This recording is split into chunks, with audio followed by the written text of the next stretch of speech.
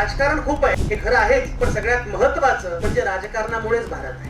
हा देश, या देशाचा पत्ता शोधायचा असेल तर तुम्हाला गांधी अधिक नेहरू अधिक आंबेडकर बरोबर भारत या सूत्राने जावं लागेल. पण ते गांधींचं आणि आंबेडकरांचं भांडण होतं ना, बरोबर. महाडच्या चौदार तळ्याच्या सत्याग्रहामध्ये मंडपामध्ये एकच प्रतिमा होती, ती होती महात्मा गांधींची. नोबडी नोज दिस.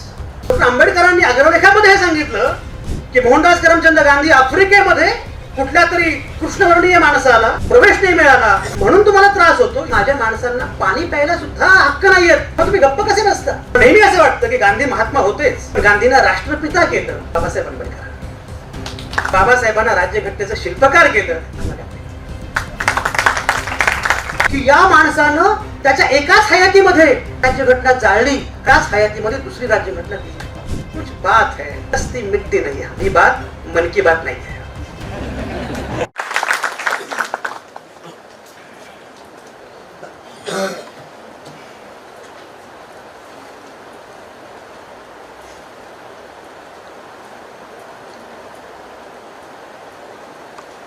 आजच्या छान कार्यक्रमासाठी व्यासपीठावर असणारे आणि समोर असणारे सगळेच मान्यवर, मला वाटतं डॉक्टर अनिल आर्दळ सर इथं आहेत, डॉक्टर दिलीप खैरनार आहेत, आणि दुसऱ्यांदा मी इथे या व्यासपीठावर या व्याख्यानमालेच्या निमित्तानं येतो आहे. खरं म्हणजे आमचे सन्मित्र डॉक्टर अशोक तेजनकर इथे प्राचार्य म्हणून आले, आणि त्याच्यानंतर आमचे सन्मित्र प्राचार्य प्राध्यापक श्याम कदम यांनी अशी इच्छा व्यक्त केली की तुम्हाला इथे व्याख्यानासाठी यायचं आहे. त्यांचा हट्ट एवढा वाढत गेला की त्या हट्टाग्रहाला बळी पडण्याशिवाय माझ्यासमोर काही पर्याय नव्हता. कारण खरं म्हणजे बीकडे आहे आणि पुन्हा एकूण सगळं असं वातावरण आहे. अशा वेळी सगळं येणं फार कठीण होतं, पण तरी सुद्धा मित्रांच्या हट्टाला काही पर्याय नसतो. आणि मग मी त्यांना म्हटलं की ठीक आहे, मी येतो. त्यानुसार आज मी इथे आलेलो आहे. खरं म्हणजे येताना टी शर्ट घालावा असा विचार होता, पण मग टी शर्टची किंमत विचारली जाते म्हणून मग म्हटलं साधा शर्ट घालूया. खरं म्हणजे फार लवकर येणं मी अपेक्षित होतं. मगाशी श्याम सरांनी उल्लेख केला त्याप्रमाणे मी फार लवकर येणं अपेक्षित होतं, पण तुलनेने फारच उशीर झाला. एक तर पाऊस होता आणि त्या सगळ्या वातावरणामध्ये येणं फार कठीण होतं. पण तरी सुद्धा पुन्हा त्या हॉटेलकडे जायला उशीर झाला. याचं सगळ्यात महत्त्वाचं कारण म्हणजे GPS जो होता तो GPS गणलेला होता तुमच्या भाषेमध्ये. यांना गणला वगैरे यांना कळणार नाही, तुम्हाला कळेल. ते GPS गणला होता, त्यामुळे त्यांना मला भलत्याच ठिकाणी पोहोचवलं. आपली अडचण हीच होते की भारताच्या अनुषंगाने पण GPS गणलेला आहे, त्यामुळे आपण भारत सर्च करतो आणि सापडतो भलताच भारत. त्यामुळे भारताचा पत्ता कुठला आहे हे कळणं फार महत्त्वाचं आहे. आणि म्हणून मला जेव्हा प्राध्यापक श्याम कदम म्हणाले की तुम्ही कुठल्या विषयावर बोलाल, तर मी म्हटलं की भारताचा पत्ता कोणता. ते म्हटलं हा विषय जरा विचित्र आहे, भारताचा पत्ता कोणता काय. म्हटलं सगळ्यात मोठी अडचण तीच आहे की भारताचा पत्ता शोधणं आणि भारताचा पत्ता जाणीवपूर्वक चुकीचं सांगितलं जाणं हाच अनेकांचा कर्तव्यपथ आहे. अशा वेळी भारताचा पत्ता शोधणं फार आवश्यक आहे, भारताचा खरा पत्ता सांगितलं जाणं फार आवश्यक आहे. आणि म्हणून मी म्हटलं की मला याच विषयावर बोलायला प्रामुख्याने आवडेल. खरं म्हणजे अशा कालखंडामध्ये मी बोलतोय की ज्या कालखंडामध्ये भारत माता की जय हे फार जोरकसपणे सुरू आहे. या घोषणा फार जोरकसपणे दिल्या जात आहेत आणि त्या घोषणा जोरकसपणे दिल्या जायला हव्यातच. पण दिल्या जाताना मुख्य भारत माता तुम्ही जे म्हणता आहात ती कुठली आहे, हा भारत कुठला आहे हे सांगितलं जाणं पण आवश्यक आहे. आणि अशा वेळी भारताबद्दलची भूमिका मांडणं, अशा वेळी भारत कुठला आहे हे सांगणं हे फार आवश्यक आहे. आणि म्हणून यावर प्रामुख्याने सातत्यानं बोलत राहणं महत्वाचं आहे असं मला वाटलं. खरं म्हणजे मी हे बोलतो आहे औरंगाबादमध्ये, आणि मला असं वाटतं की भारताची कल्पना सांगण्यासाठी औरंगाबाद सारखं दुसरं शहर असेल असं मला वाटत नाही. मी स्वतः औरंगाबादमध्ये 4 वर्ष होतो, आणि जेव्हा 4 वर्ष मी तिथे होतो, मी जेव्हा औरंगाबादला आलो तेव्हा माझ्या पुणेकर मित्रांनी विचारलं की तू औरंगाबादमध्ये राहणार. पुणेकरांना पुण्याशिवाय बाहेर काही जग आहे हे माहिती नसतं. मुळात तू औरंगाबादमध्ये कसं काय राहणार. पण मी औरंगाबादमध्ये आलो, रमलो प्रचंड. मी मगाशी म्हटल्याप्रमाणे उलट पक्षी भारताची खरी कल्पना जर कुठे कळत असेल तर ती औरंगाबाद सारख्या शहरामध्येच कळत असेल. ज्यांना भारत समजून घ्यायचा आहे त्यांनी औरंगाबादमध्ये काही दिवस येऊन राहावं असा माझा सल्ला आहे. खरं म्हणजे भारत हा जसा मेल्टिंग पॉट आहे तसंच अगदी औरंगाबाद आहे. आणि म्हणून अशा शहरामध्ये भारताचा पत्ता शोधणं, अशा शहरामध्ये भारताच्या अनुषंगानं भूमिका मांडणं, भारत काय आहे हे सांगत राहणं, हे मला फार छान वाटतं, फार महत्त्वाचं वाटतं. आणि यापूर्वी वेळोवेळी खरं म्हणजे हे मी करत आलेलो आहे, आजही पुन्हा. आणि मला सगळ्यात आनंदाची गोष्ट अशी आहे की तरुण मुलं मोठ्या संख्येनं समोर आहेत. मी देवगिरी कॉलेजमध्ये येणार याचा मला सर्वाधिक आनंद यासाठी होता की मला माझा हा विषय प्रामुख्यानं तरुण मुला मुलींसाठीच त्यांच्या समोर प्रामुख्याने मांडायचा होता. कारण असं आहे की आता जे बाकीचे लोक आहेत त्यांच्याशी बोलून काही उपयोग नाही, त्यांचं काही होऊ शकत नाही, की झालं तर झालंय त्यांचं. पण उद्याचा भारत ज्यांना घडवायचा आहे त्यांना आजचा भारत कळला पाहिजे, त्यांना कालचा भारत कळायला पाहिजे. विवेक भोसले माझे फार जुने मित्र आहेत, त्याच्या कार्यक्रमाचे अध्यक्ष आहेत. आणि त्यांच्या वडिलांच्या दत्तोबा भोसले यांच्या वेबसाईटचं प्रकाशन अनावरण इथं होणं मला फार महत्त्वाचं वाटतं. कारण मुळामध्ये हा इतिहास आणि हा भारताचा सगळा पट या नव्या पिढीपर्यंत पोहोचणं मला फार महत्त्वाचं वाटतं. आणि म्हणून अशा वेळी नव्या मुला मुलींशी या पद्धतीनं भारत समजावून सांगणं, गप्पा मारणं, भारताविषयी बोलत राहणं हे खूप छान आहे. अनेकदा काय होतं, तरुण मुला मुलींची एक भूमिका असते, ते राजकारण वगैरे काही बोलू नका, आपल्याला राजकारण काही कळत नाही. ते मला आठवतं, मी एका घरी गेलो होतो आणि माझी मैत्रीण होती, तिचा मुलगा काहीतरी UPSC किंवा काहीतरी करत होता, एक मुलगा UPSC करत होता, एक मुलगी IIT करत होती. ते मी त्या मुलांशी गप्पा मारत होतो की तुला काय करायचंय, IIT करायचंय, तुला माहिती आहे का IIT स्थापन कोणी केली? तर IIT नेहरूंनी स्थापन केली. तर ती मैत्रीण आली आणि म्हणाली, तू कशाला त्यांना असतं काही तर नको ते सांगतोयस? राजकारणाविषयी बोलणं याच्यामध्ये गैर काय आहे? पण मुळामध्ये अडचण हीच आहे की आपल्याकडे अराजकीय असण्याला कारण नसताना प्रतिष्ठा प्राप्त होत चाललेली आहे. मला अनेकदा असं वाटतं की अराजकीयतेला पाठिंबा म्हणजे अराजकाला पाठिंबा. You have to be political. तुम्ही राजकीय असलंच पाहिजे. तुम्ही जेव्हा वर्गामध्ये भारताचा नकाशा शिकवता किंवा भारताचा नकाशा भिंतीवर लावता तेव्हा त्या नकाशावर खाली वाक्य लिहिलेलं असतं, political map of India. Everything is political. राजकीय नाही असं काहीच नाही. मध्यंतरी एका कॉलेजमध्ये मी गेलो आणि तेजरकर सर, तिथल्या एका मुलाला मी विचारलं की तुझी राजकारणाबद्दल भूमिका काय आहे? तो म्हणाला, छे छे आपल्याला काही राजकारणाबद्दल बोलायचं नाही. मग त्याला म्हटलं, तुला गर्लफ्रेंड आहे का? असं म्हटलं की जरा मुलं हसतात. आहे म्हणून अभिमानानं सांगतात किंवा नाही म्हणून दुःखानं तरी सांगतात. तो फार आनंदी होता, तर आनंदानं सांगितलं की हो मला गर्लफ्रेंड आहे. म्हटलं गर्लफ्रेंडला कधी कुठे फिरायला घेऊन जातोस का? तो म्हटलं हो अमुक ठिकाणी फिरायला घेऊन जातो. म्हटलं हे राजकारण आहे. राजकारण कसं काय? म्हटलं एक लक्षात घे, तू दुबईमध्ये मैत्रिणीला बाईकवर फिरायला घेऊन जाऊ शकत नाहीस. तू आणखी कुठल्या अन्य देशामध्ये आंतरजातीय लग्न करू शकत नाहीस. आणि जेव्हा तू बाईकवर मैत्रिणीला फिरायला घेऊन जातोस तेव्हा किती लांब घेऊन जायचं हे ठरवतं पेट्रोलचे भाव, आणि पेट्रोलचे भाव ठरवतो राजकारण. So everything is politics. प्रत्येक गोष्ट हे राजकारण आहे. आणि म्हणून आपल्याला अपॉलिटिकल राहून चालणार नाही. आपल्याला खऱ्या अर्थानं राजकीय भूमिका घेतली पाहिजे. राजकीय भूमिकेचा अर्थ पक्षीय भूमिका असं नाही, पण राजकीय भूमिका घेतली पाहिजे. आणि त्यासाठी भारत काय आहे हे समजावून घेतलं पाहिजे. सुनील खिलनानी नावाच्या एका प्रख्यात लेखकाचं आयडिया ऑफ इंडिया नावाचं पुस्तक आहे. त्यात त्याचं म्हणतात की असा एक समज आहे की भारतामध्ये राजकारण फार आहे. ते गमतीनं असं म्हणतात की भारतामध्ये राजकारण खूप आहे, हे खरं आहेच, पण सगळ्यात महत्वाचं म्हणजे राजकारणामुळेच भारत आहे. कारण हा अवकाश मिळालेला आहे तो राजकीय प्रक्रियेमुळे मिळालेला आहे.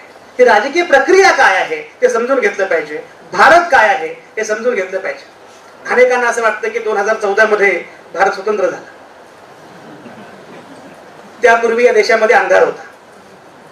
2014 मध्ये नवा सूर्य उगवला, लोक कपडे वगैरे घालू लागले. तोपर्यंत या देशामध्ये काहीच नव्हतं. त्यांना हे कळायला पाहिजे की या देशाची घडण कशी झाली, हा देश कशा प्रकारे वाढत गेला, हा देश इथपर्यंत कसा आला. अरे जो देश उभाच राहू शकत नाही असं जग म्हणत होतं, तो तुमचा माझा देश इथपर्यंत आला कसा हे समजलं पाहिजे. ही गोष्ट 1888ची. 1888 मध्ये जॉन स्ट्रेची नावाचा एक प्रख्यात विचारवंत, त्याची इंग्लंड सरकारनं काही भाषणं ठेवली होती. त्या भाषणाचा विषय होता इंडिया, भारत. जॉन स्ट्रेचीनं 7 भाषणं केली. त्या 7 भाषणांचं पुढे पुस्तक पण निघालं, इंडिया याच नावानं. जॉन स्ट्रेची यांना बोलावलं होतं मुळात यासाठी, कारण इंग्रजांना हे कळालं होतं की आता भारतावर आपलं राज्य असणार आहे. 1857च्या युद्धानंतर हे सिद्ध झालं होतं की आता भारत ताब्यात गेलेला आहे इंग्रजांच्या. खरं म्हणजे ती पण गंमत आहे. 1857च्या उठावाच्या पूर्वी बरोबर 100 वर्ष प्लासीची लढाई झाली होती. प्लासीच्या लढाईमध्ये तेजनकर सर जर फ्रेंच जिंकले असते तर कदाचित फ्रेंचांचं राज्य भारतावर आलं असतं. पण त्या लढाईमध्ये फ्रेंच हरले, इंग्रज जिंकले. 1857च्या उठावानंतर लक्षात आलं इंग्रजांच्या की आता हा देश आपल्या ताब्यात असणार आहे, आणि जो देश आपल्या ताब्यात असणार आहे तो देश समजून घेतला पाहिजे, कारण त्याच्यावर राज्य करायचं. तो देश समजून घ्यायचा असेल तर जॉन स्ट्रेची नावाचा विचारवंत माणूस महत्वाचा, कारण जॉन स्ट्रेचीनं भारतीय उपखंडामध्ये बराच काळ काम केलं होतं. आणि म्हणून त्यांनी विनंती केली की स्ट्रेचीजी या, एक व्याख्यान द्या आणि आम्हा इंग्रजांना, इंग्रज अधिकाऱ्यांना समजावून सांगा व्हॉट इज इंडिया. तो म्हटला एका व्याख्यानाने काय होणार आहे, ते सोपं नाही म्हटलं का. किमान 2, 3, 4 नंतर 7 व्याख्यानं झाली, आणि 7 व्याख्यानं झाल्यानंतर शेवटी जॉन स्ट्रेची असं म्हणाले, तर मित्र हो, भारत नावाच्या गोष्टीबद्दल एकच खरं आहे, एकच सत्य आहे, ते म्हणजे भारत नावाचा देश अस्तित्वात नाही, तो अस्तित्वात येऊच शकत नाही. कारण जेवढं साधर्म्य स्कॉटलंड आणि स्पेन मध्ये आहे तेवढंही साधर्म्य पंजाब आणि बंगालमध्ये नाही. एवढं वेगळेपण, एवढी विषमता, एवढी प्रचंड लोकसंख्या, एवढा महाकाय देश, हा देश देश म्हणून उभा राहणं शक्य नाही, एवढंच खरं आहे. त्यामुळे या देशाला देश करण्याचा प्रयत्न करू नका, हा देश कधीच होऊ शकत नाही. हर्षे यांना ही गोष्ट आहे 1888 ची, म्हणजे भारतीय राष्ट्रीय काँग्रेस स्थापन होऊन अवघी 3 वर्ष झालेली होती. तुमची मुंबईतली CST किंवा BT ची इमारत बांधून केवळ 1 वर्ष झालेलं होतं. 1888 मध्ये जॉन स्ट्रेची हे सांगत होते की भारताबद्दल एकच गोष्ट खरी आहे की भारत नावाचा देश अस्तित्वात येऊ शकत नाही, भारत नावाचा देश उभा राहू शकत नाही, कारण तोवर सगळ्या पॉलिटिकल सायंटिस्टना, शामराव, असं वाटत होतं की देश उभा राहण्यासाठी काहीतरी आधार पाहिजे. धर्माचा आधार पाहिजे भाषेचा. इथे काहीच आधार नाहीये. एवढे धर्म, एवढे पंथ, एवढ्या उपासना पद्धती, एवढ्या जाती, एवढ्या भाषा, एवढं वैविध्य, एवढी महाकाय लोकसंख्या, भारत नावाचा देश भारत म्हणून कधीच उभा राहणार नाही, अशी मांडणी तेव्हा सगळेच जण करत होते. बरं, ही मांडणी तेव्हाचीच आहे का? विन्स्टन चर्चिल नावाचा नोबेल विजेता लेखक, इंग्लंडचे पंतप्रधान, ते 1940 मध्ये असं म्हणाले की भारताबद्दल एकच गोष्ट खरी आहे, India is mere geographical expression. Bharat ही केवळ भौगोलिक अभिव्यक्ती आहे. म्हणजे अश्विनी मॅडम, अक्षवृत्त असतं, रेखावृत्त असतं, विषवृत्त असतं पण दिसत नाही, फक्त परीक्षेमध्ये येऊन त्रास देत. तशी भारत नावाची गोष्ट आहे, ती आहे पण दिसत नाही, कारण ती भौगोलिक अभिव्यक्ती आहे. भारत हा देश म्हणून उभा राहणं नेमकं अशक्य आहे, अशी मांडणी चर्चिलने 1940 मध्ये केली. 1888 मध्ये जॉन स्ट्रेची असं म्हणतात, 1940 मध्ये चर्चिल असं म्हणतात, आणि तरीही तुमचा माझा देश उभा राहतो, दिमागात झेपा होतो. कुछ बात है हस्ती मिटती नहीं हमारी. आणि ही बात मन की बात नाही आहे. ती बात काय आहे हे समजून घेतलं पाहिजे, आणि ती बात लोकांपर्यंत, सर्वसामान्य माणसांपर्यंत, इथल्या नव्या पिढ्यांपर्यंत. मला लोकांनी विचारलं काय केलं पाहिजे. आम्ही म्हटलं काही करू नका, कोणालाही पाठिंबा देऊ नका, कोणालाही विरोध करू नका, पण माझा देश पोहोचवत राहा. अपर्णा मॅडम, माझा देश पोहोचवत राहा, माझा देश सांगत राहा की माझा देश काय. इतकं खोटारडेपण या देशाविषयी मांडलं जात असताना खरा देश काय, माझा भारत काय आहे हे सांगत राहा, पोहोचवत राहा, मग कळेल तुम्हाला. स्वामी विवेकानंद असं म्हणाले होते की मला माझ्या देशाविषयी प्रेम आहेच, पण जेव्हा परदेशात जातो तेव्हा मला वाटतं की अरे माझा देश जरा जास्तच थोर आहे, मी तो गृहीत धरलाय. विवेक सर माझ्यापेक्षा अधिक परदेशामध्ये तुम्ही जात असता, तुम्ही गेलेल्या. परदेशामध्ये गेल्यानंतर पटतं, खात्रीच पटते की भारत नावाची कल्पना फार अफाट आहे, फार प्रचंड आहे, फार विलक्षण आहे. अरे हा देश जेव्हा तयार होत होता तेव्हा या देशामध्ये इन्व्हेस्ट करायला कोणीच तयार नव्हतं. तुमच्या कॉलेजवर मुला मुलींच्या भाषेत सांगतो, it was a startup. Doctor Ramchandra गुहांचं हे वाक्य आहे की India was a startup and not a single investor was ready to invest in to it because it was a risky venture. हा इतका धोकादायक धंदा होता की भारतामध्ये इन्व्हेस्ट करायला कोणीच तयार नव्हतं. कारण हे कसं काय होईल, इतके धर्म, एवढ्या भाषा, एवढे पंथ, एवढ्या उपासना पद्धती. आज अशी अवस्था आहे की अवघ्या युरोपियन युनियन मध्ये मिळून जेवढ्या भाषा आहेत त्याहून अधिक अधिकृत भाषा तुमच्या माझ्या भारतात आहेत. हे एवढं मोठं वैविध्य, हे वैविध्य म्हणजे अडसर ठरेल अशी शंका होती. हे वैविध्य म्हणजे अडसर ठरेल अशी भीती होती. त्या वैविध्याचं रूपांतर बलस्थानामध्ये भारताने कसं केलं हे समजून घेतलं पाहिजे. आणि म्हणून माझ्या भारताचा पत्ता शोधला पाहिजे. मी म्हटलं, कोणीतरी म्हटलं की भारत माता की जय म्हणा. अरे मी 10 वेळा म्हणेन भारत माता की जय, पण जेव्हा भारत माता की जय म्हटल्यानंतर गोळ्या घातल्या जात होत्या तेव्हा तुम्ही झोपेच्या गोळ्या खाऊन झोपत होता.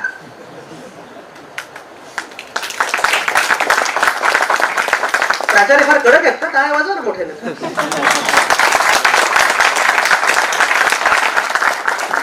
तेव्हा जे झोपेच्या गोळ्या खाऊन झोपत होते ते आज आम्हाला सांगतात भारत माता की जय म्हणा.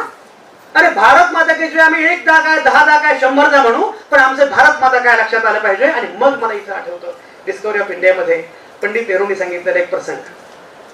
डिस्कवरी ऑफ इंडिया जे पुस्तक पंडित नेहरूंनी आपल्याच परिसरामध्ये अहमदनगरच्या किल्ल्यामध्ये लिहिलं. त्या पुस्तकामध्ये, आणि मला खरंच गंमत वाटते तेजरकर सर, तुम्ही पण लेखक आहात, आपण पण लिहितो, पण मला कमाल वाटते हे लोक एवढं सगळं राजकारण करायचे, उद्योग करायचे, पुस्तकं केव्हा लिहायचे. तुम्ही कधीतरी डिस्कवरी ऑफ इंडिया बघा, चाळा, वाचा असंही तुम्हाला म्हणत नाही, एवढी भव्य अपेक्षा मी करत नाही. चाळा, आपल्या लक्षात असं येतं की तुरुंगामध्ये असताना कागदाचा कपटा हातामध्ये नाहीये, एवढा संदर्भ बहुल शेकडो पानांचा ग्रंथराज कसं काय हलवू शकतो माणूस. नेहरूंना अनेकदा लोक विचारायचे, नेहरू काय नवीन पुस्तक, आपल्याकडे पद्धत आहे ना, काय नवीन पुस्तक, शाहू पाटोळ्यांचे बसले तेवढे पुस्तक लिहितात, मग काय शाहूराचे काय नवीन पुस्तक, तर नेहरू काय नवीन पुस्तक, तर नेहरू म्हणायचे नाही ना, बरेच दिवस तुरुंगात नाही गेलो, त्यामुळे सवड झाली नाही. आपल्यापैकी अनेकांना हे माहिती नसतं, कारण नेहरूंबद्दल बरंच काही काही बोललं जातं. आपल्यापैकी अनेकांना हे माहिती नसतं की नेहरूंचे कपडे काय पॅरिसहून इस्त्री होऊन यायचे वगैरे, अशा अनेक थापा आपण ऐकलेल्या असतात. आपल्याला माहिती नसतं की नेहरू 10 वर्ष तुरुंगात होते. कारण नेहरूंबद्दल जी चर्चा असते, मला कोणीतरी मध्ये असं म्हणालं की तुम्हाला नेहरू कसं काय एवढे आवडतात, नेहरूंना तर एवढ्या मैत्रिणी होत्या. म्हटलं म्हणूनच आवडतात. यांना प्रॉब्लेम काय आहे. तर त्या नेहरूंचं डिस्कवरी ऑफ इंडिया नावाचं छान पुस्तक आहे. त्या पुस्तकामध्ये नेहरूंनी एक सुंदर प्रसंग सांगितला. नेहरू म्हणाले जाईल तिथे कुठेही जायचंय. नेहरू हे अगदी पोस्टर बॉय होते, फार छान वक्ते होते. त्या प्रांतिक निवडणुका असायच्या, कुठेही असायच्या, नेहरू प्रचंड भाषणं करायचे.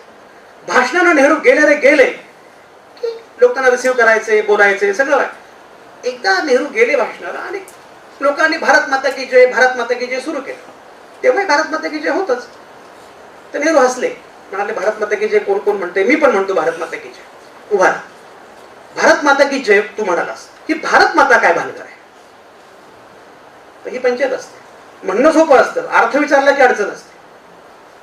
तू म्हटलं भारत माता म्हणजे समुद्र, डोंगर, तेव्हा लोक होतेच ना, काय ते डोंगर, काय ती झाडी आणि काय ते हाती, ओके एकदम असं उत्तर आपलं त्या कुठं तरी बापूनं दिलं की हे म्हणजे भारत माता.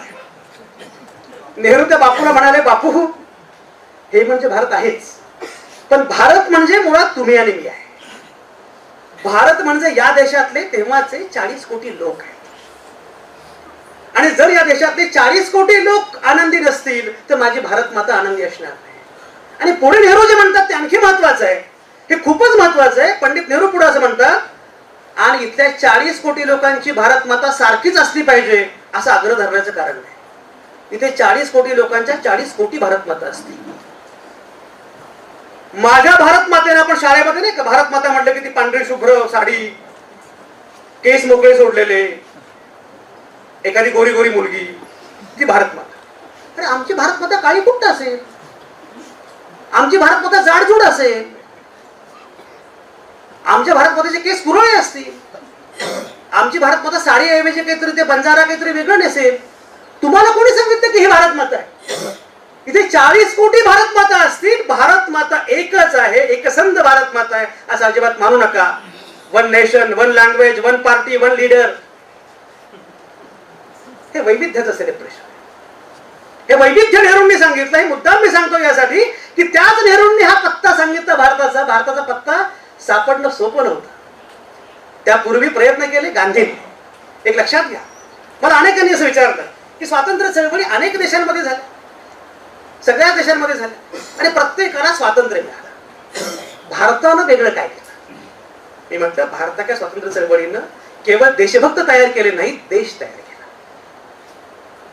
हा जो देश आहे, ती सगळी मूल्य ही भारताच्या स्वातंत्र्य चळवळीमधून उदयाला आलेली आहे.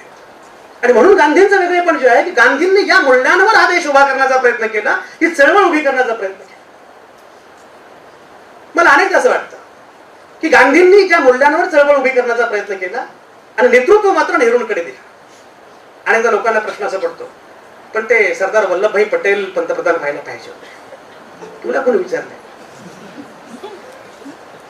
मग त्यांचा काही संबंध आहे का? आता हे सरदार वल्लभभाई पटेल की ज्यांनी गांधी हत्या झाली, गांधी हत्या झाल्यानंतर गोळवलकरांना पत्र लिहिलं आणि त्या पत्रामध्ये असं लिहिलं की राष्ट्रीय स्वयंसेवक संघाने जे विष पेरलेलं आहे त्या विषाचा परिणाम म्हणून महात्मा गांधींची हत्या झालेली आहे. आणि त्यानंतर त्यांनी संघावर बंदी घातली. पण तरी पटेल आमचे कसं पटेल? तर तुमच्याकडे माणसं नाहीत मान्य आहे, पण दिसला माणूस की पकडला. परवा मी असं लिहिलं शेवटी की मला मान्य आहे, तुम्ही काँग्रेसमध्ये सगळी माणसं आपल्या पक्षात घ्या, पण जिवंत माणसं घ्या.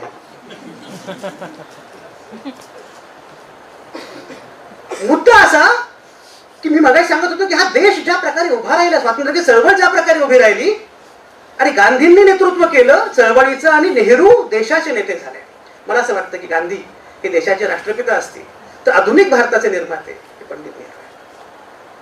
आणि याच्यामध्ये एक पुढचा मुद्दा येतो, एक पुढचा घटक फार महत्वाचा आहे. मगाशी मी चर्चिलचे विधान तुम्हाला सांगितलं. चर्चिल असं म्हणाले होते की हा देश फक्त भौगोलिक अभिव्यक्ती आहे, हा देशच नाहीये, हा देश म्हणून कधीच उभा राहणार नाहीये. पण त्या चर्चिलचं आणखी एक भाषण आहे. ते चर्चिल असं म्हणाले होते की उद्या जेव्हा इंग्रज सत्ता सोडतील, हे चर्चिलचं वाक्य आहे, तेव्हा या देशामध्ये ब्राह्मण पुरुषांची सत्ता असेल. आणि ब्राह्मणी व्यवस्था, हे चर्चिल म्हणतो, ब्राह्मणी व्यवस्था पूर्णपणे या देशाचा ताबा घेईल आणि आम्ही जे काही केलं त्यापेक्षाही भयंकर वेळ येऊन ठेपेल. आंबेडकर तिथे महत्वाचे असतात.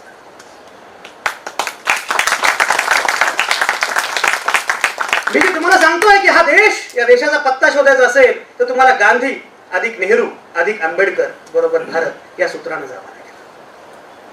हे सूत्र समजल्याशिवाय अनेकदा काय असतं, पण ते गांधींचं आणि आंबेडकरांचं भांडण होतं ना, बरोबर आहे, दोघे काम करत होते म्हणून त्यांचं भांडण होतं. तुम्ही काहीच काम करत नव्हता, तुमच्याशी कोण भांडेल? गांधी आणि आंबेडकरांमध्ये मतभेद होते का? भरपूर मतभेद होते, पण मुळामध्ये गांधी आणि आंबेडकर हे पण सांगितले पाहिजे, जे लोक असं म्हणत असतात त्यांना हे सांगितलं पाहिजे की जेव्हा मोहनदास करमचंद गांधी नावाचा माणूस आफ्रिकेतून भारतामध्ये परत आला आणि परत आल्यानंतर अल्पावधीत देशाची सगळी सूत्र त्यांच्या हातामध्ये गेली. मला अनेकदा हा प्रश्न पडतो, अनेकदा आश्चर्य वाटतं, मी स्थिमित होतो. 1915-16 मध्ये गांधी भारतामध्ये आले, तेव्हा गांधीजी 45 वर्षांचे होते. गांधीजी येतात आणि त्यानंतर अवघ्या 4-5 वर्षांमध्ये अवघ्या देशाचं नेतृत्व गांधींकडे जातं. 1924च्या बेळगाव काँग्रेसचे गांधी अध्यक्ष होतात. हा सगळा प्रवास जर आपण बघितला, पण जेव्हा गांधी आले तेव्हा सुरुवातीला हे लक्षात घेतलं पाहिजे की गांधी आणि आंबेडकरांची भूमिका अगदी दोघे एकत्र काम करत होते. हे अनेकांना माहिती नाही की महाडच्या चौदार तळ्याच्या सत्याग्रहामध्ये त्या मंडपामध्ये एकच प्रतिमा होती आणि ती होती महात्मा गांधींची. नोबडी नोज दिस. पण हे मी सांगत नाही, हे तेव्हाचे बहिष्कृत भारतचे अंक बघा, त्यात हा उल्लेख आहे. आणि असं असताना सुद्धा डॉक्टर आंबेडकरांनी अग्रलेखामध्ये हे सांगितलं की मोहनदास करमचंद गांधी आफ्रिकेमध्ये कुठल्या तरी कृष्णवर्णीय माणसाला प्रवेश नाही मिळाला हॉटेलमध्ये, म्हणून तुम्हाला त्रास होतो. इथे माझ्या माणसांना पाणी प्यायला सुद्धा हक्क नाहीयेत, तेव्हा तुम्ही गप्प कसे बसता? आणि त्यानंतर मोहनदास करमचंद गांधी नावाचा माणूस एवढा बदलतो, गांधी असं म्हणतात की मी अशा कुठल्याही लग्नाला जाणार नाही जे लग्न आंतरजातीय नाही. मला नेहमी असं वाटतं की गांधी महात्मा होतेच, पण गांधींना राष्ट्रपिता केलं ते बाबासाहेब आंबेडकर. कारण त्यामुळे गांधींना राष्ट्र कळालं की अरे हे पण राष्ट्र आहे, हे गांधींना कळालं. त्याच वेळी हे पण लक्षात घेतलं पाहिजे की बाबासाहेबांना राज्यघटनेचं शिल्पकार केलं ते महात्मा गांधी. हे दोघं एकत्र होते. माझा एक साधा मुद्दा आहे की विरोध काय होता, विरोधाचे मुद्दे अनेक होते. स्वातंत्र्य, समता, सेक्युलरिझम, बंधुता या मूल्यांच्या अनुषंगाने दोघांमध्ये काही मतभेद होते का? काहीच मतभेद नव्हते. उलट पक्ष हे लक्षात घेतलं पाहिजे, गांधींचं वेगळेपण, नेहरूंचं वेगळेपण आणि आंबेडकरांचं वेगळेपण हे लक्षात घेतलं पाहिजे की हे कशा पद्धतीने तिघं एकत्र होते. जेव्हा हा सगळा समन्वयाचा भाग आपण लक्षात घेतो, हे तिघं एकत्रितपणे काम कसं करत होते हे लक्षात घेतो, मग आपल्याला अनेक गोष्टी समजतात. मजा बघा, गांधी आणि आंबेडकरांमध्ये भांडण होतं, गांधी आणि नेहरूंमध्ये नव्हतं का? उलट पक्षी मला नेहमी असं वाटतं की गांधी आणि नेहरूंमध्ये जेवढं वेगळे पण होतं तेवढं आणखी कोणामध्येच नसतं. गांधींची तुम्ही राहणी बघा. गांधी म्हणजे पंचा आणि अगदी अशा प्रकारचा फकीर. आणि नेहरू, तुम्हाला मजा सांगतो, लॉर्ड माउंटबॅटन जेव्हा चालले, इंग्रज सोडून चालले होते देश, तर लॉर्ड माउंटबॅटनचा सेंड ऑफ समारंभ आयोजित केला. निरोप समारंभ तुम्ही करता ना कॉलेजमध्ये, निरोप समारंभ आयोजित केला. त्या निरोप समारंभामध्ये लॉर्ड माउंटबॅटन असं म्हणाले बोलता बोलता, so guys, I am the last Englishman to rule India. Nehru मिस्किल होते. नेहरू खाली बसून म्हणाले, no no mister Mountbatten, I am the last Englishman to rule India. कारण एकूण इंग्रजी साहित्य आणि या सगळ्याचा प्रभाव त्यांच्यावर जो होता, अशा प्रकारचे नेहरू, गांधींचं व्यक्तिमत्व वेगळं होतं. पण तरीही गांधी आणि नेहरू यांच्यामध्ये जे काही साधर्म्य होतं, कारण मुद्दा मूल्यांचा होता, मूल्यात्मक भान होतं. मला नेहमी असं वाटतं की गांधी महत्वाचे का? कारण गांधींनी परंपरेची स्पेस लक्षात घेतली. आपल्याकडे आता आमचे काही सगळे परिवर्तनवादी कार्यकर्ते समोर बसलेले आहेत. मला नेहमी असं वाटत आलेलं आहे की परिवर्तनवादी कार्यकर्त्यांना एवढं अपरिवर्तनीय आता कोणीच नाही आहे. बाकी लोक बदलतात पण हे बदलतच नाही. त्याच्यामुळे मग काय होतं, मग अपहरण केलं जातं. गांधींचं वैशिष्ट्य असं होतं, एक लक्षात घ्या, गांधी, नेहरू, आंबेडकर मी स्वतः विद्यार्थी आहे कम्युनिकेशनचा, मी स्वतः विद्यार्थी आहे संवादाचा. जगभरातल्या कम्युनिकेशनच्या अभ्यासकांना आश्चर्य वाटतं की तेव्हाचा देश, त्या देशामध्ये गांधींनी कम्युनिकेशन केलं कसं असेल. कम्युनिकेशनची कुठलीच माध्यमं नाही. बरं, देश एवढा भयंकर मोठा, भारत अधिक पाकिस्तान अधिक बांगलादेश, एवढा मोठा प्रचंड मोठा देश, या देशामध्ये गांधींनी कम्युनिकेशन केलं कसं असेल. कम्युनिकेशनची कुठलीच माध्यमं नाही आहेत. शेवटी बीबीसीच्या एका पत्रकार मुलीने गांधींना विचारलं की म्हणजे कसं काय तुम्ही करता कम्युनिकेशन या देशामध्ये. बरं, तुम्हाला हे पण सांगून ठेवतो, आकडेवारी सांगून ठेवतो, जेव्हा देश स्वतंत्र झाला तेव्हा देशाचं दर डोई उत्पन्न 72 रुपये. आज जे सगळे आपले, या देशाचं सरासरी आयुर्मान 27 वर्ष होतं आणि या देशाच्या साक्षरतेचं प्रमाण 17% होतं. देश पारतंत्र्यामध्ये असताना तर ही आकडेवारी आणखी भयंकर. अशा लोकांशी तुम्ही संवाद कसा काय करता, तुम्ही बोलता कसं काय. बरं, गांधींचं असं वैशिष्ट्य होतं की देशातला एक माणूस नाही ज्याला गांधी माहिती नव्हते. प्रत्येक गावातल्या माणसाला गांधी कसं काय माहिती असतात. तर तुमच्याकडे काय बाकी साधनं नाहीये, तुमच्याकडे बाकी फोटोग्राफीची आणि बाकी काहीच कुठली साधनं नाहीये. गांधी असं म्हणाले, माझ्या कम्युनिकेशनचं एक सूत्र आहे, ते सूत्र असं आहे की माझा सर्वसामान्य माणसांच्या शहाणपणावर विश्वास. ते असं म्हणाले, मला इथल्या माणसांना काही सांगायचं नाहीये, मला एवढंच सांगायचं की तुमच्यामध्ये जे आहे तेच आपल्याला पुढे घेऊन जायचं आहे. मी सांगतो यासाठी की गांधींचं वैशिष्ट्य असं की गांधींनी परंपरेची स्पेस ओळखली. गांधींनी हा परंपरेचा अवकाश ओळखला. गांधींकडे हा परंपरेचा अवकाश होता. गांधींनी हा परंपरेचा अवकाश ओळखला आणि तो वापरला. त्या परंपरेच्या अवकाशावर गांधी उभे राहिले. हे महत्वाचं यासाठी आहे की मी मगाशी म्हटल्याप्रमाणे परिवर्तनवादी चळवळींनी परंपरेचा अवकाश सोडला म्हणून ही वेळ आली. गांधींच्या प्रार्थनेमध्ये राम होता, तुम्ही राम सोडला म्हणून तो नको त्या रथावर आरूढ झाला. गांधींच्या गोठ्यामध्ये गाय होती, ती गाय तुम्ही सोडली म्हणून ती हिंसक झाली. परंपरेचा अवकाश आपण एवढा सोडतो की आषाढी वारीमध्ये सुद्धा आपण जात नाही. अरे, जगाचा सगळ्यात पहिला विद्रोही तुकाराम, त्या बडा बंड वाल्यात ज्ञानेश्वर माने पहिला. पण या बंडखोरांचं नाव आपण सोडतो आणि मग नको त्या मंबाजींच्या हातामध्ये तुकोबा जातो. आणि पुन्हा देहूमध्ये मंबाजी येतात त्या पेहरावामध्ये.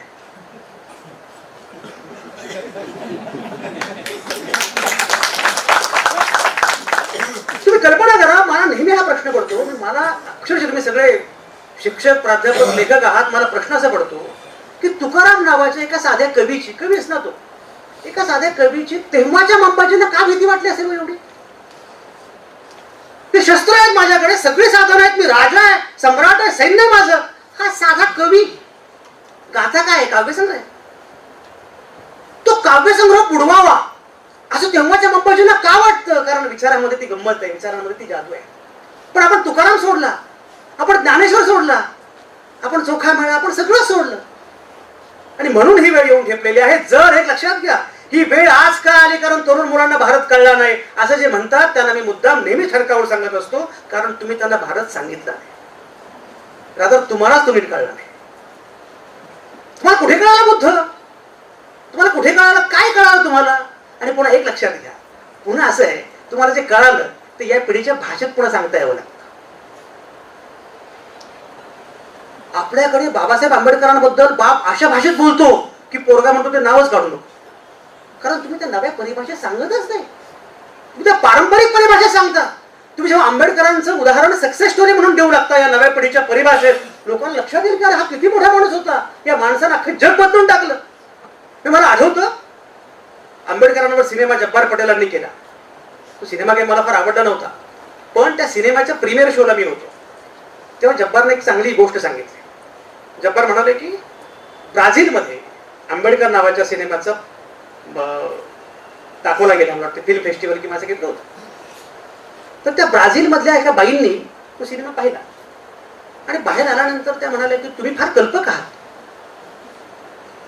याला म्हणाल तुम्ही दिग्दर्शक आहात का? नाही, हो. तुम्ही फार कल्पक आहात. तुम्ही का कल्पक का? पण तुम्ही काय पात्र उभं केलेलं आहे? म्हणजे पात्र नाही, हे खरोखरी आमच्या भारतामध्ये जन्माला आले, इथे जडणघडण केली, भारताची पण जडणघडण केली आणि तिथेच वारले. त्या बाई म्हटल्यावर जब्बार म्हणाले मला कळालं हे वेगळे पळून. त्या बाई म्हणाल्या बापरे, ही किती मोठी गोष्ट आहे की या माणसानं त्याच्या एकाच हयातीमध्ये एक राज्यघटना जाळली आणि त्याच हयातीमध्ये दुसरी राज्यघटना दिली. अदरवाईज इथे पिढ्यांचा सामना असतो, पिढ्यांचा झगडा असतो. कुणीतरी आय हॅव अ ड्रीम म्हणतो, कुणीतरी येस यू वी कॅन म्हणतो. पिढ्या पिढ्या कामाला लागतात. एकाच पिढीमध्ये, एकाच ह्याच्यामध्ये, एकाच हयातीमध्ये मनुस्मृती नावाची एक विषमतेवर आधारित असणारी अशी राज्यघटना जाळणं आणि त्याच हयातीमध्ये संविधान नावाची समतेवर अधिष्ठित असणारी एक राज्यघटना देणं, ही किती मोठी गोष्ट आहे. पण हे या भाषेत सांगता आलं पाहिजे. मगाशी माझ्या पुस्तकाचा उल्लेख केला अश्विनीनं, बराक ओबामा बदलत्या जगाचा सक्सेस पासवर्ड. ते पुस्तक जेव्हा आलं तेव्हा मला अनेकांनी विचारलं की एवढे साहेब तुम्हाला काय एवढं प्रेम आहे ओबामांबद्दल, अमेरिकेच्या अध्यक्षांवर तुमचं एवढं का प्रेम आहे? तर मी म्हटलं खरं म्हणजे मला बराक ओबामांवर लिहायचंच नव्हतं, मला लिहायचं होतं डॉक्टर बाबासाहेब आंबेडकर. पण नव्या पिढीला नवे हिरो पाहिजे असतात आणि म्हणून नव्या शैलीमध्ये तुम्हाला तीच मूल्य, मी बराक ओबामांच्या निमित्तानं तीच मूल्य व्यवस्था अधोरेखित केली की जी मूल्य व्यवस्था मला आंबेडकरांनी सांगितली होती. हे आपल्याला करता आलं नाही, म्हणून मी पुन्हा सांगतोय की गांधी, नेहरू, आंबेडकर आणि हा भारताचा पत्ता नव्या पिढीपर्यंत पोहोचवत आपल्याला पुढे जावं लागणार आहे आणि मग कळेल की हा देश काय आहे. ती मजा बघा. मग तुम्हाला सांगितलं की हा देश काय पद्धतीने उभा राहिला, काय प्रकारे त्याची उभारण्याची सगळी प्रक्रिया होती. गांधी, नेहरू आणि आंबेडकरने मगाशी उल्लेख केला की गांधींनी परंपरेची स्पेस लक्षात घेतली, गांधींनी सर्वसामान्य माणसांचा आवाज लक्षात घेतला. नेहरू ते अधिष्ठानावर उभे राहिले. नेहरूंचं वेगळेपण असं आहे, नेहरूंना जागतिक भान, नेहरूंना आंतरराष्ट्रीय भान होतं. जे लोक म्हणतात ना की सरदार वल्लभभाई पटेल पंतप्रधान व्हायला पाहिजे होते, सरदार वल्लभभाई पटेल पंतप्रधान व्हायला पाहिजेच होते, पण अनेकांना हे माहिती नसतं की 1952ची सार्वत्रिक निवडणूक होण्यापूर्वीच सरदार पटेलांचं निधन झालेलं. वयाचा मुद्दा असतो, अनेक गोष्टी असतात. 1952ला पटेल गेलेले होते आणि सार्वत्रिक निवडणूक झाली पहिली 1952ला. त्यामुळे वयाचा मुद्दा होता. जेव्हा 1945ला काँग्रेसचा अध्यक्ष कोण हा मुद्दा पुढे आला, कारण काँग्रेसचा अध्यक्षच पुढे पंतप्रधान होणार हे निश्चित होतं. तर 1945 मध्ये सरदार वल्लभभाई पटेलांचं वय 72 होतं आणि पंडित नेहरूंचं वय 57 होतं. मुद्दा असा की जेव्हा नेहरू त्या अधिष्ठानावर उभे राहिले आणि नेहरूंनी नवा भारत उभा करण्याचा प्रयत्न केला. आज जे जे प्रश्न आहेत त्या सगळ्या प्रश्नांचं भान नेहरूंना तेव्हाच होतं, म्हणून बाकी सगळ्यांचं अपहरण होतं. नेहरूंची प्रतिमा मलिन केली जाते. सगळ्यात जास्त भीती नेहरूंची वाटते. गांधींचं अपहरण केलं जातं. आंबेडकर आमचे, अरे आंबेडकर तुमचे कसे काय? मला कळत नाही. 1927 मध्ये जेव्हा महाडचा 14 तारखेचा सत्याग्रह झाला, तेव्हा मी मगाशी म्हटल्याप्रमाणे गांधींची प्रतिमा होतीच, पण तेव्हा महाडच्या त्या सत्याग्रहाला आंबेडकरांना जागा द्यायला कोणी तयार नव्हतं. तेव्हा एका मुस्लिम माणसाला जागा दिली. हा प्रसंग मी पिंपरीच्या व्याख्यानामध्ये सांगितला आणि त्यानंतर मला महाडमधून फोन आला की सर, तुम्ही ज्यांचा उल्लेख केला त्यांचा मी नातू बोलतोय.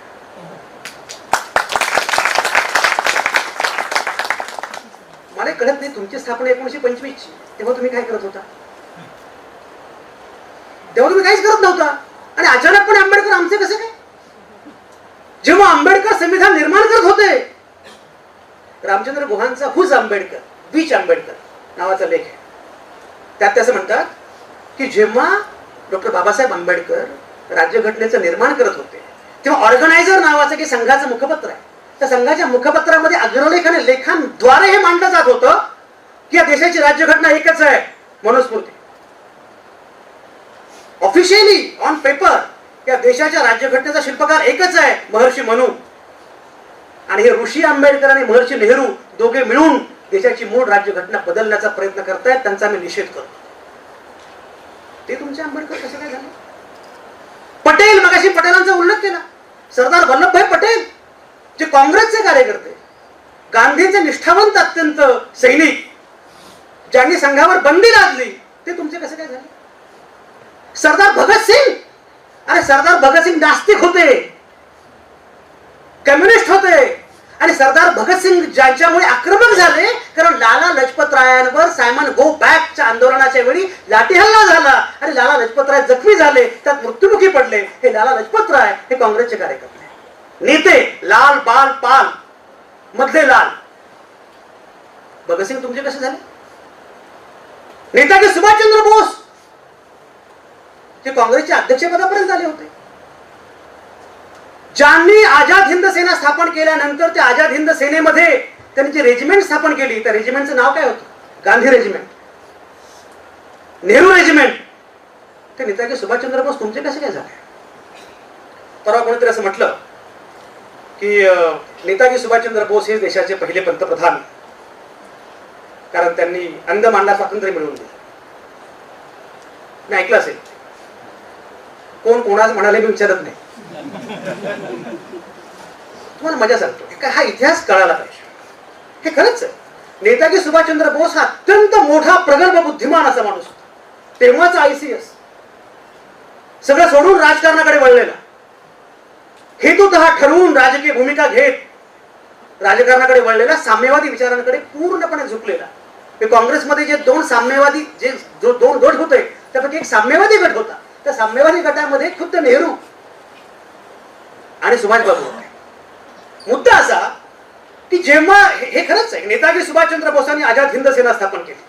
ठीक आहे, फक्त आझाद हिंद सेना नव्हती, ते आझाद हिंद सरकार होतं. It was government in exile. आणि त्याचे पहिले पंतप्रधान हे नेताजी सुभाषचंद्र बोसच होते.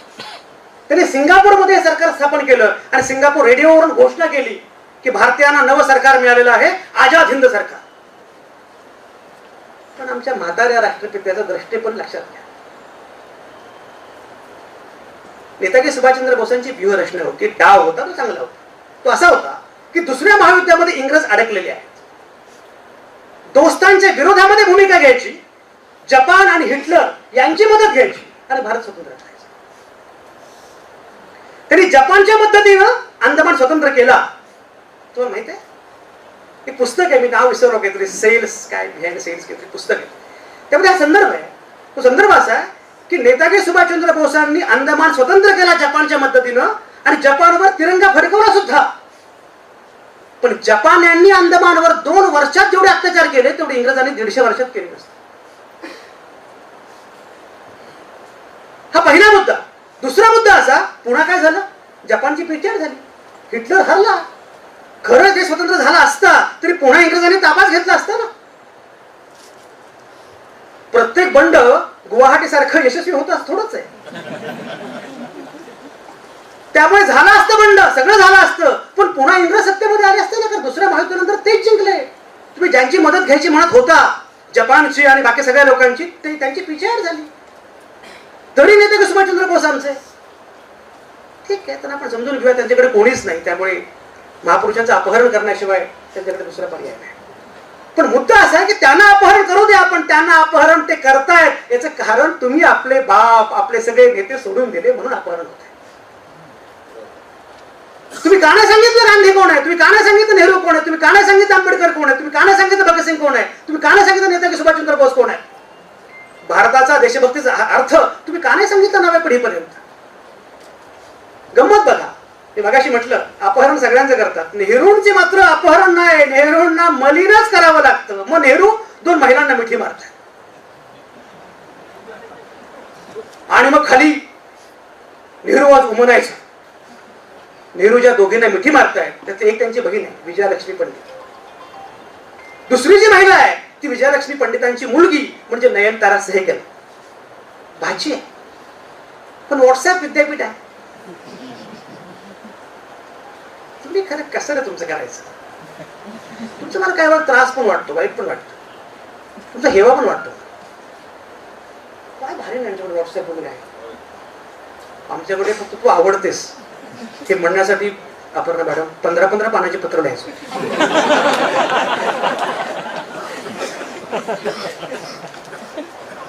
तेंडुलकर सरांना पटलेलं आहे.